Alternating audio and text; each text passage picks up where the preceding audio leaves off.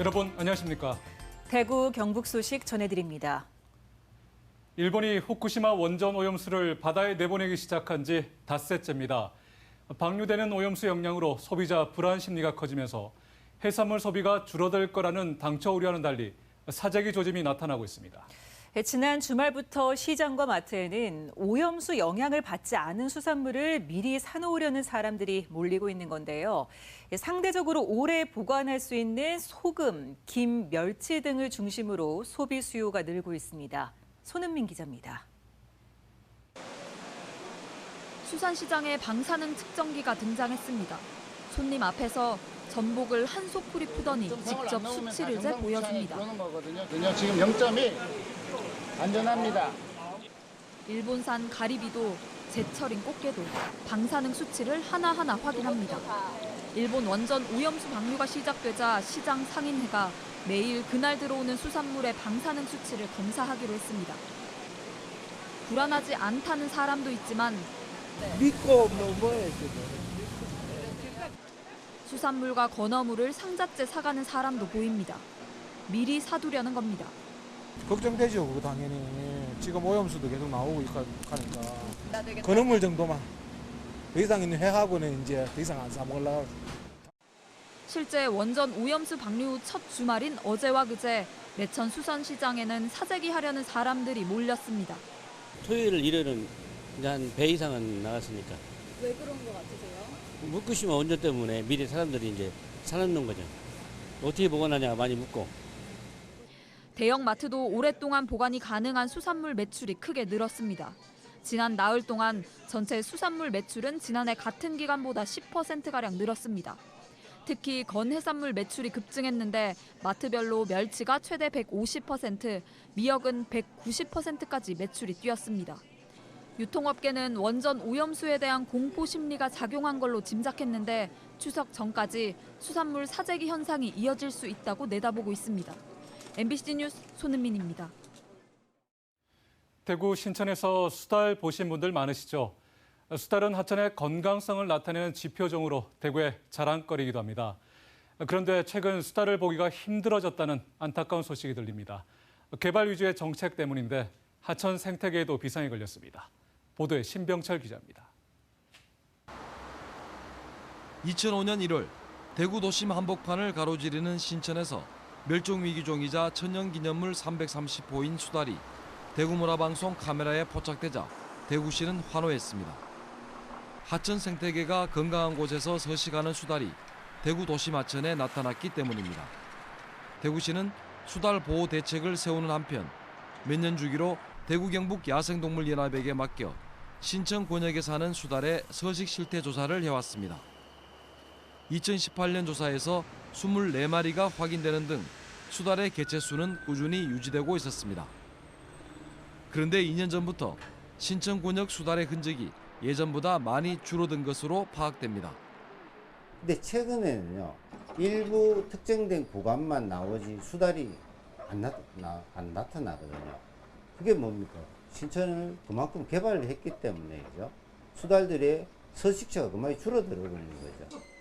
대구시 야생동물 치료센터로 지정된 동물병원에 들어온 수달의 숫자도 이런 현상을 뒷받침하고 있습니다. 2021년 10마리가 구조됐지만 2022년 4마리, 2023년 5마리로 줄었습니다. 모두 수달이 신천 권역에서 구조되어 온 것은 아니지만 특별한 이유 없이 갑자기 개체수가 급감한 것입니다. 대구시가 신천을 친수 공간으로만 접근하면서 주요 수달 서식지들을 많이 훼손한 데다 인간의 간섭이 심해졌기 때문으로 보입니다. 너무나 많은 돌다리라든지 너무나 많은 야간에 너무 불빛이 조명이 너무 밝은 불빛은 조금 줄여주지 않아야 되겠나 그런 생각만. 대구시는 여기에 그치지 않고 수달의 가장 큰 서식지로 신천의 본류인 금호강을 시민 이용 중심으로 탈바꿈하고자 금호강 르네상스 사업을 추진하고 있습니다. 지금과 같은 신천 개발, 나아가서 금호강 르네상스는 야생동물의 서식지로서 금호강을 훼손을 시키기 때문에 절대로 지금과 같은 개발 방식이 자행돼서는 안 되겠다. 하천 생태계를 살리려는 세계적인 흐름에 역행해 1980년대식 개발 위주 정책으로 돌아가는 게 아니냐는 비판도 나옵니다. MBC 뉴스 신병철입니다. 대구 시민단체 연대회의가 정책토론 청구를 대거 수용하지 않은 대구시를 상대로 중앙행정심판위원회에 행정심판을 청구했습니다. 시민단체는 대구시가 검열에 가까운 검증을 하고 위법하지 않은 사항을 불법인 듯 호도해 권한을 남용했다면서 행정심판위원회가 브레이크 없는 대구시의 부당한 행정을 막아야 한다고 주장했습니다. 대구 지역 시민단체들은 지난 5월 대구시 위기가구 종합지원계획, 금호강 개발계획 종합점검과 대안 모색 등 정책토론 8건을 청구했는데 대구시는 한 건만 수용한다고 통보했습니다. 어제 포항 죽도시장 공영주차장 4층에서 트럭이 추락해 10명 넘게 다쳤습니다. 경찰은 운전자 과실과 급발진 여부 등을 조사하고 있는데 이 공영주차장 난간은 차량 추락을 막기에는 역부족이라는 지적이 나오고 있습니다.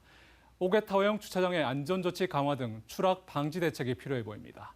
배현정 기자 보도합니다. 주말 횟집골목 상인과 행인들이 뒤섞여 분주합니다. 순식간에 섬광과 함께 차가 지붕 위로 떨어집니다. 소리는 막 너무 크게 나고 지진이나 뭐 폭발 사고 나는 줄 알고 너무 놀래가지고 사람들 다 넘어갈 정도였어요. 너무 놀래가지고 심장이 떨려. 1톤 트럭이 추락한 곳은 포항 죽도시장에서 가장 붐비 있는 어시장.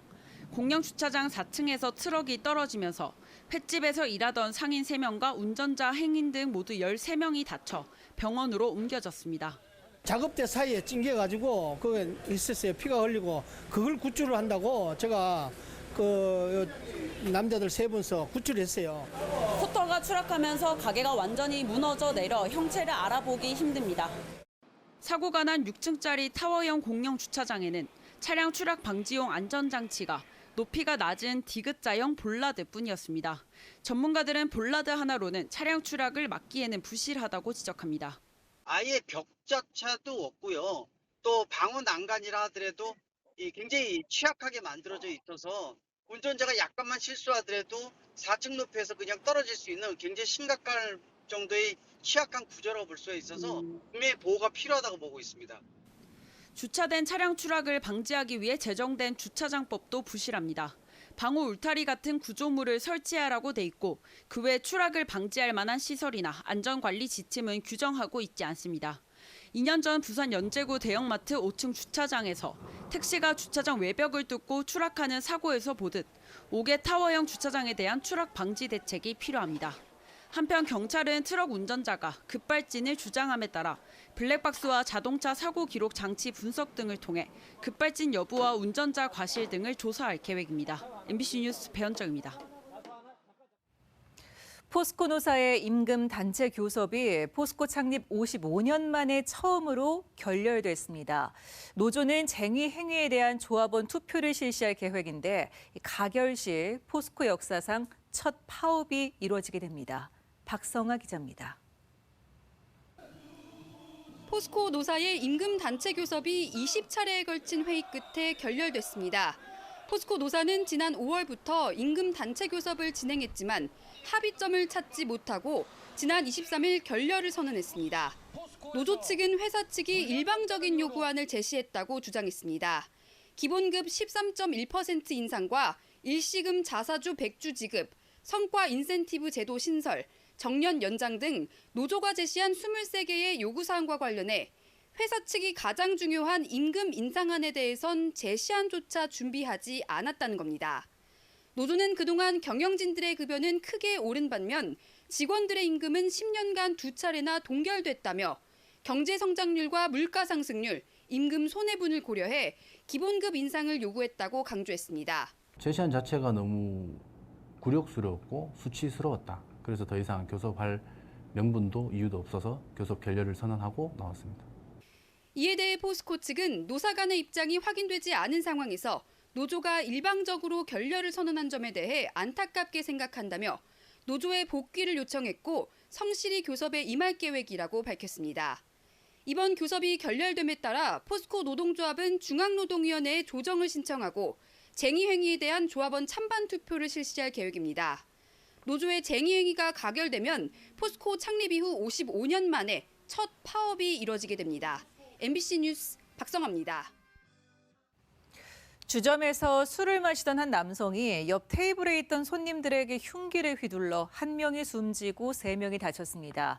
함께 술을 마시던 여성이 다른 사람들과 얘기하는 게 화가 난다며 집에서 흉기를 가져와 범행을 저질렀습니다. 변예주 기자의 보도입니다. 야외 테이블에서 앉아있는 손님들 옆으로 한 남성이 지나갑니다. 오른쪽 주머니에 손을 넣고 있는데 이 안에는 흉기가 들어있었습니다. 남성이 옆 주점으로 들어간 뒤 곧바로 팔에 피를 흘리는 여성 한 명이 달려 나옵니다.